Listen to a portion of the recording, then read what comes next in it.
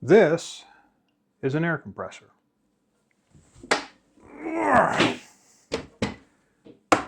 And so is this. And I've used both of these to run my airbrush. And the only real difference between the two, in my experience, is how loud the motor is.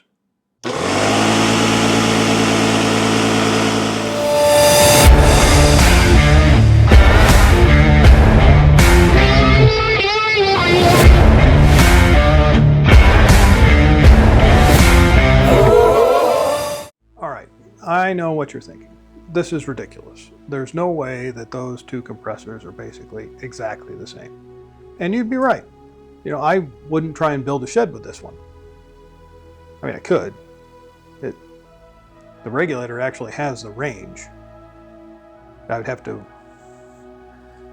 wait for the motor to cool down. I mean, yeah. Point is, the regulator would let me do it. And for me, that's kind of annoying and a little bit of a problem I would like to try and fix.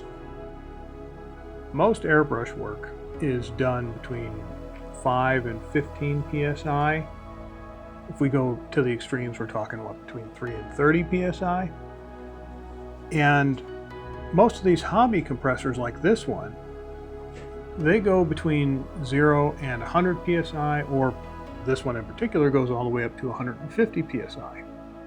And that makes making fine adjustments with this regulator valve really tricky.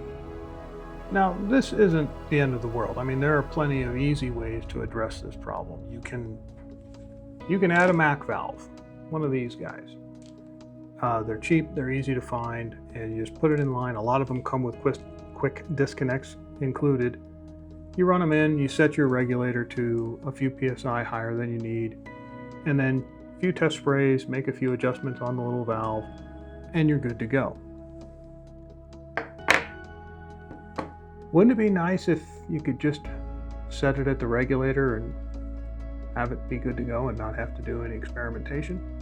Now, as it happens in this wonderful modern age, you can hop on the internet and buy a low pressure regulator valve pretty cheap. And this one comes with a gauge that goes between 0 and 30 PSI. I wonder if that'll help. I chose to mount the new regulator piggyback on the existing one, but if you choose to do something like this, you can connect it any way you want. You could even run a short hose line and mount the new regulator to your airbrush station if you wanted.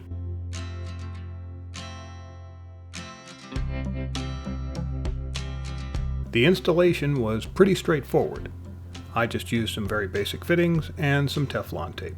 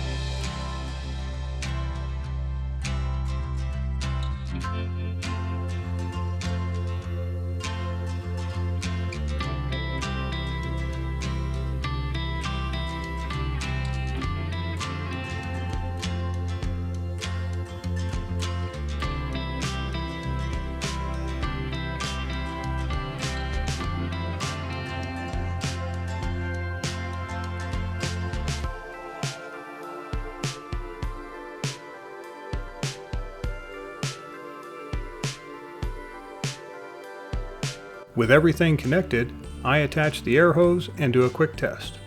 And I am happy with the results.